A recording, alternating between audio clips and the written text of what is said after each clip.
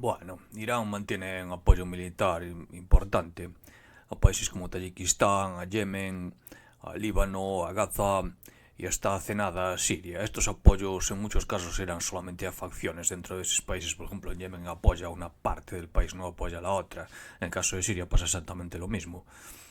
El caso es que Irán posee una esfera de influencia considerable, no se limita solamente a Siria.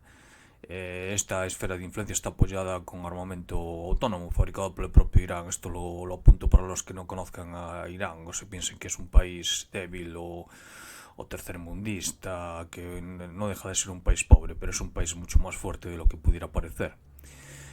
Siria, que es un aliado de Irán, o era un aliado de Irán hasta hace nada, suponía un puente de paso del armamento iraní hacia el Líbano para suministrar a la milicia de Hezbollah. La caída del régimen sirio implica pues que Irán ya no va a poder seguir suministrando material de la misma manera que antes, pero va a poder seguirlo suministrando igualmente, solo que menos. Esto va a traer como consecuencia pues una inevitable pacificación del frente palestino. Aquí se ha hablado mucho de que lo de Siria ha sido una gran pérdida para Irán y en mi opinión es muy exagerado. Siria era una posición imposible de mantener para Irán.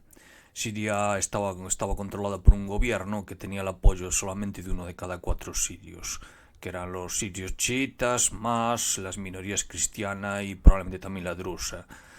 Había un sirio controlando a otros tres sirios. Era una situación imposible de sostener y tarde o temprano Irán perdería el apoyo que tenía en ese país. A pesar de considerar que esta jugada estaba perdida desde el principio, Irán no dudó en apoyar con todas sus fuerzas posibles a Siria, y si no hubiera sido por el apoyo iraní, el régimen de Assad habría caído hace mucho tiempo. Bueno, yo considero que es la caída del régimen sirio no es importante para Irán así a bote pronto. Luego explicaremos por qué en el fondo sí que supone un problema, pero no directamente, sino indirectamente. Directamente no supone un problema porque lo único que va a traer esto es que en primer lugar Irán se quita un marrón del medio.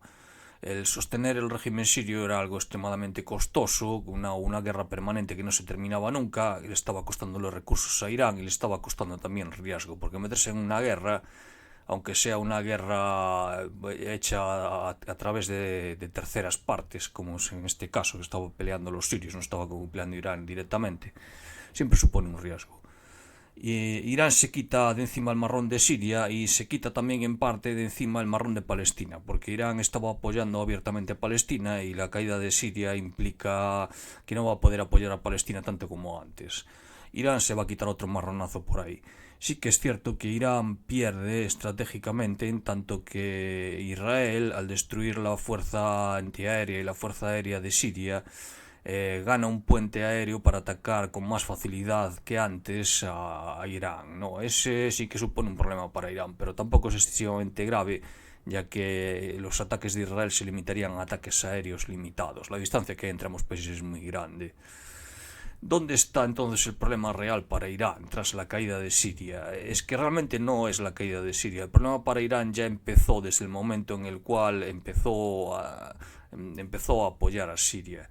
Y es que él estaba apoyando a Siria, a los chiitas de Siria. Y esta es la manera en la que fue interpretado por el mundo sunita. En la religión musulmana hay dos grandes grupos, hay más que dos grandes grupos, hay muchas divisiones, subdivisiones, pero hay dos grandes divisiones principales, que son la división entre chiitas y sunitas. Luego los sunitas tienen sus subdivisiones y los chiitas tienen sus subdivisiones. La guerra de Siria, el apoyo de Irán a Siria fue interpretado por los sunitas como una guerra de apoyo a los chiitas contra los sunitas y generó una enorme hostilidad por parte de los sunitas, que son la mayoría, hacia los chiitas y principalmente hacia Irán, no tanto hacia los chiitas como hacia Irán. Irán aparece como un protector de los chiitas, pero al mismo tiempo aparece como un opresor de los sunitas. Y ese problema es grave. Si algunos de los que ven este vídeo tienen conocidos que sean musulmanes y que estén metidos, digamos, que tengan un cierto interés por la política de sus países y tal, pueden preguntarles y ver cómo efectivamente, que si la mayoría de ellos serán sunitas, cómo efectivamente ven con hostilidad a Irán y lo ven en gran parte como resultado de lo que ha ocurrido en Siria, en el cual pues Irán ha ido a saco apoyando a los chiitas del país que estaban oprimiendo a los sunitas, que era la mayoría. Estaban apoyando a una minoría contra la mayoría.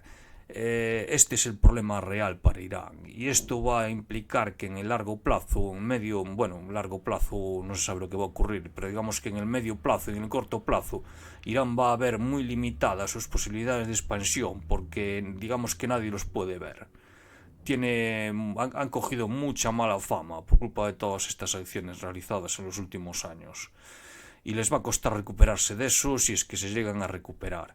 Irán ahora mismo está en el límite máximo de su capacidad de influencia extranjera, al menos en la parte occidental de Irán. En la parte oriental, donde está Afganistán, donde está Tayikistán, donde están estos países, ya es otra película.